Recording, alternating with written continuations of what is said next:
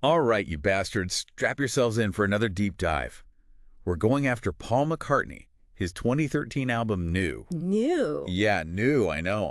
As in, what the fuck is he doing? Didn't this wrinkly old geezer retire, like, ages ago? Okay, so he may be pushing 80, but the dude's still got some fight in him, right? Well, I mean, even legends gotta, stay relevant. stay relevant, exactly. And look, he's not phoning it in either. This wasn't some let me re-record yesterday bullshit. McCartney went all out. He got some hotshot young producers.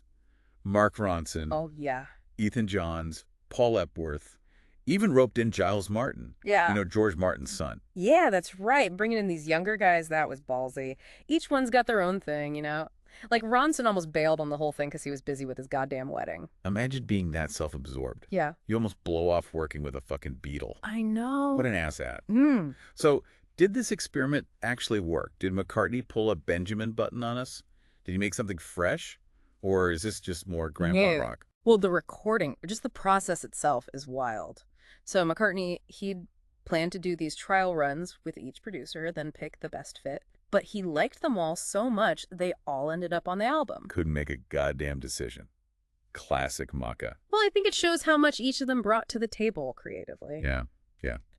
All right, let's get to the music. This album, New, it's not just one flavor, right? It's like a whole buffet. You've got these peppy pop tunes and then, bam, some dark introspective shit. It's that mix that keeps things interesting. And the themes, he goes all over the place. Personal life, his past, all of it.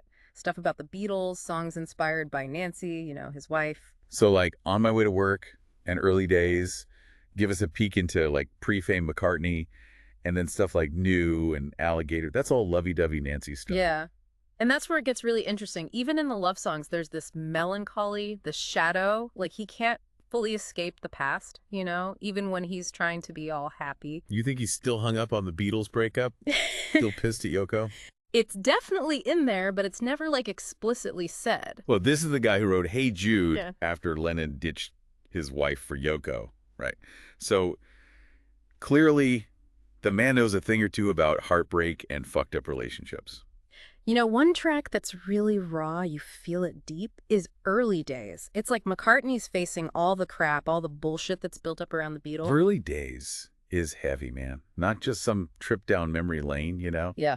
You can hear the bitterness, the frustration when he sings about those people who, like, rewrite history, saying they were there when they weren't. He's basically like, fuck you, you weren't there, shut the fuck up. Yeah. Really powerful statement about, like, owning your memories, how the past gets twisted by outsiders. It's like he's protecting those early days with Lennon.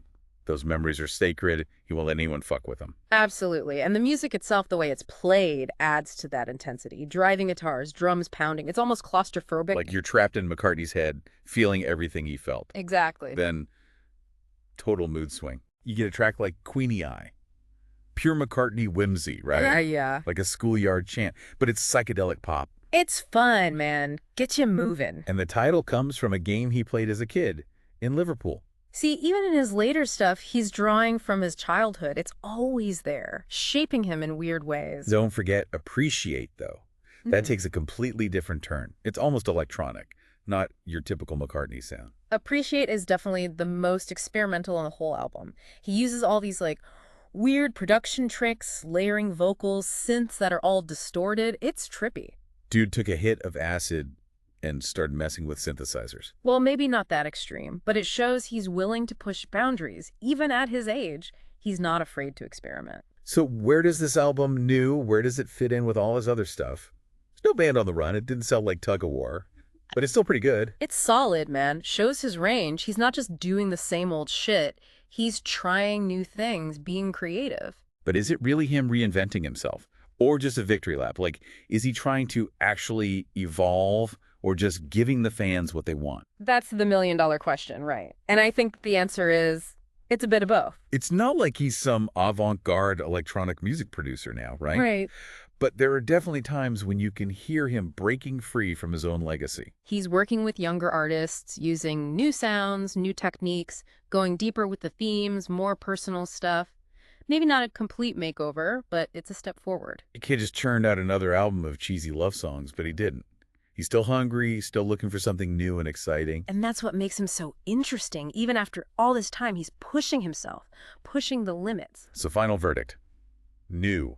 Is it a must-listen for McCartney fans? Or will it just get lost in the shuffle?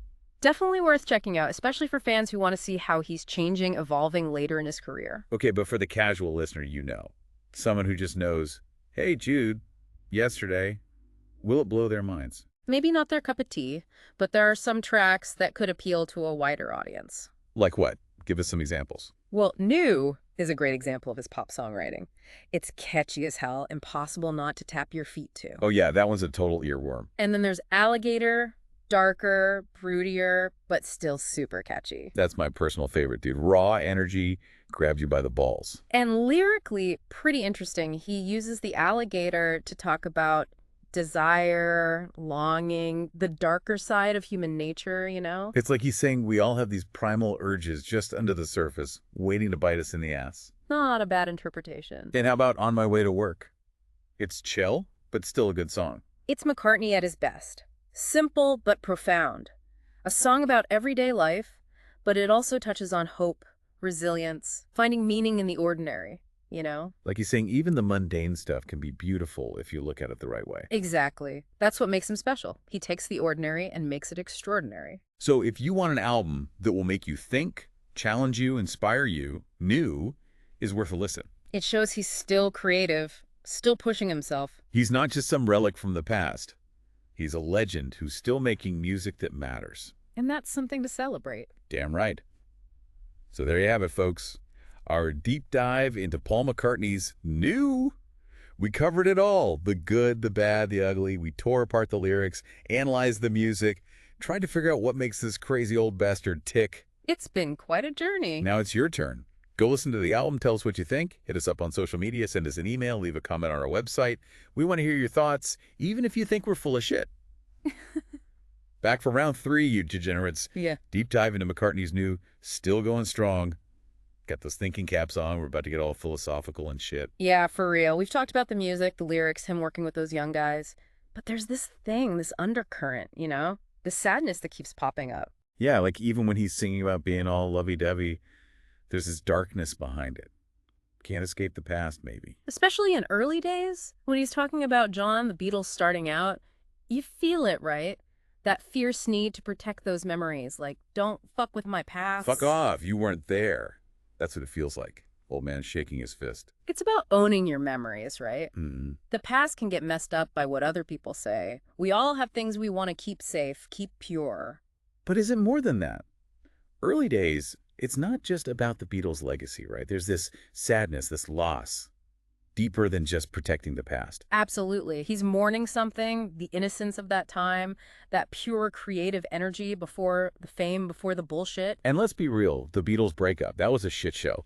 All that tension, those egos, it leaves a mark, man. No doubt. That kind of split, especially between Lennon and McCartney, so close, so intense, it changes you. So maybe early days isn't just nostalgia. Maybe it's regret too, you know? The what ifs. What if they'd worked it out, stayed together? That's gotta haunt him. And it's something a lot of people can relate to. Broken relationships, dreams that fall apart. It's universal.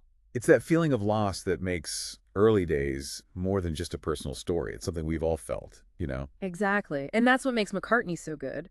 Rich and famous as fuck, but he still gets it. That raw human stuff. All right, so we've unpacked all that emotional baggage, but what about the album overall? Did New actually reinvent him? Or is it just a victory lap, a legend, coasting along? He's walking a tightrope, right. But I think he pulls it off. There are those classic McCartney moments, but then he throws a curveball, experiments, tries new things. Like Appreciate. That's some next level shit. It's almost futuristic. It's that willingness to take a risk that keeps it fresh. He's not rehashing the old hits. He's still searching, still pushing himself. So not a complete reinvention, but definitely a step forward. Like he's saying, I'm still here, still evolving, and I might just surprise you. And that's pretty damn amazing for someone who's been at the top for so long. So there you have it. Our deep dive into Paul McCartney's New. We've gone through it all. The highs, the lows, the catchy shit, the dark stuff. Tried to understand what makes this old bastard tick. It's been a hell of a ride. Now it's your turn. Go listen to New. Tell us what you think. Hit us up on social media, email, whatever. We want your take, even if you think we're full of shit. Until next time, Keep those ears open, those minds working. And don't be afraid to shake things up, even if it pisses some people off. Peace out, you magnificent bastards.